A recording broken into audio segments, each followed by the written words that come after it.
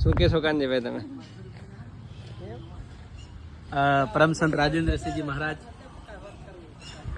ની અસીમ કૃપાથી જામનગરની અંદર ખૂબ સરસ આશ્રમ બન્યો છે. આશ્રમની અંદર 2 માળનું બાંધકામ થયેલ છે.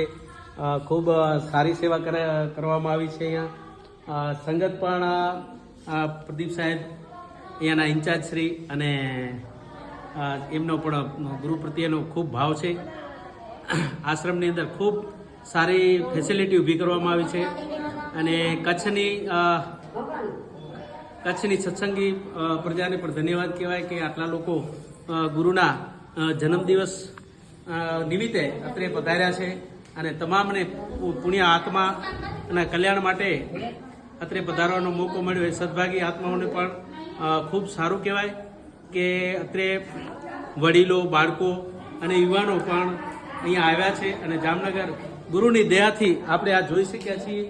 આપણા ગુરુ મહારાજ જ્યારે આપણે સત્સંગી બન્યા તો સુરત હોય, વડોદરા હોય કે આપણે ક્યાંય પણ દર્શન કરી અને શહેર જમીન પણ જોઈ શકીએ છીએ.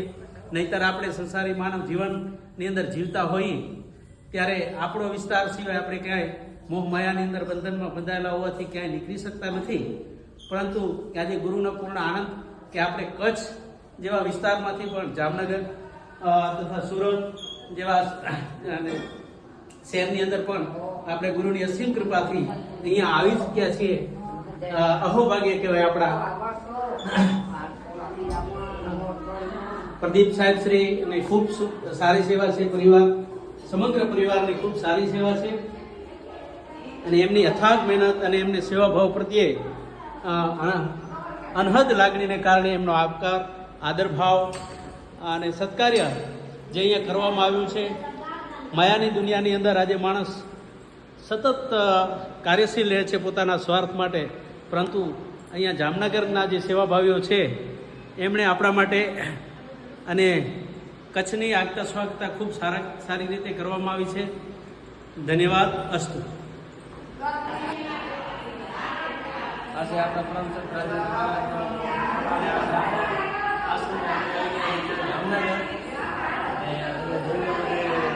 આશ્રમ જામનગરમાં ખૂબ સારું બનાવેલ છે અને અમને પણ મોકો મળ્યો હતો ત્યાંથી જામનગર મહારાજના દર્શન થયા એટલે અમે પણ અહીંયા જોવા આવી ગયા છીએ અને મહારાજજીને સેવામાં લાભને લેશું. તો અત્યારે સરસ આપને કાનજીભાઈએ સમજાવ્યું.